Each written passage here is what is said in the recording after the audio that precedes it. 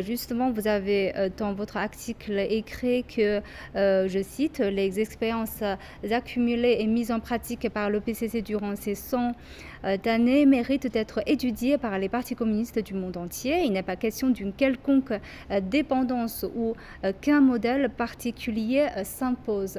Donc quelles sont selon vous les expériences qui méritent d'être étudiées et que pensez-vous, de cette inquiétude, de plus en plus, apparente, en Occident, d'une possible, entre guillemets, «exportation», du modèle chinois?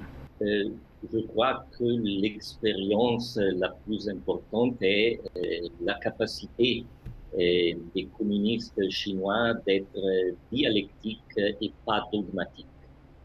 Et nous, comme communistes européens, nous avons souffert beaucoup de la chute du socialisme en Europe de l'Est. Et donc, nous devons comprendre euh, les erreurs qui ont été commises euh, et, et apprendre aussi comment le Parti communiste chinois a su éviter ça et trouver donc la juste ligne politique pour construire un parti communiste en Suisse, dans mon cas, plus fort, plus ancré aux exigences de notre peuple, de notre patrie. Et l'expérience des communistes chinois sur ce point est particulièrement utile. Et pour ce qui concerne les inquiétudes de l'Occident, euh, je crois qu'elles sont à analyser pas seulement du point de vue économique.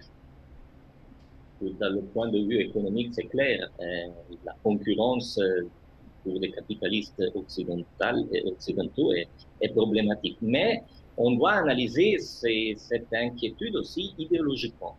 L'Occident croyait devoir la Chine se transformer dans un pays capitaliste, dans un pays qui a abandonné son propre système politique, économique, social, pour accepter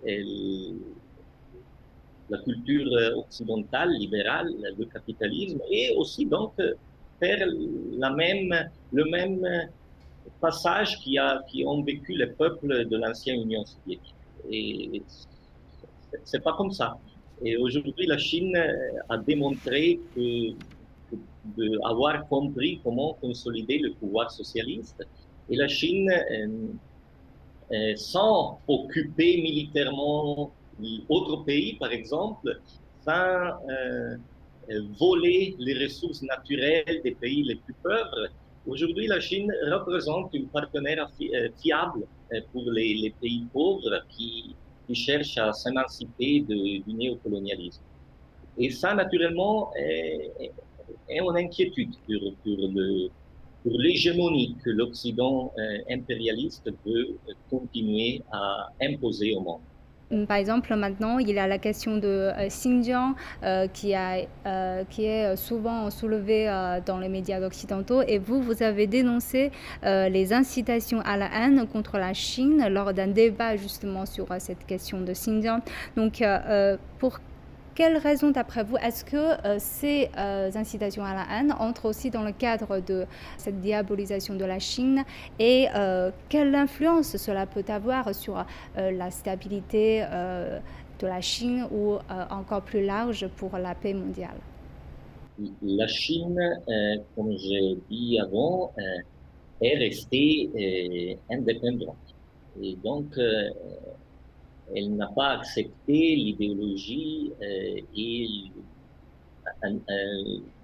elle n'a pas accepté les modèles occidentaux au niveau du système économique, donc le capitalisme, et à niveau de l'idéologie, donc le libéralisme. Et, et ça n'est pas accepté par les pays impérialistes. Et un moyen pour affaiblir la Chine est celle de instrumentaliser la question ethnique. Et l'Occident veut balkaniser la Chine. Et donc, il veut mettre, poser les différents ethnies qui habitent en Chine les unes contre les autres. Et on se dans stratégie, on veut casser la solidarité qui existe entre les différentes régions de la République populaire. Et donc pousser vers une concurrence intérieure qui, naturellement, va attaquer aussi la capacité du Parti communiste chinois d'avoir un rôle d'unification des différences, des ethnies, des régions. Et, et si la Chine ne reste pas stable, les politiques du néocolonialisme et les politiques de guerre vont continuer.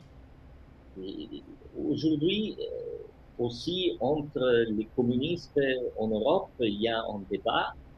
Le principe de Lénine, de l'autodétermination des nations, aujourd'hui est manipulé par l'impérialisme pour pousser le séparatisme ethnique, pour balkaniser les États-nations.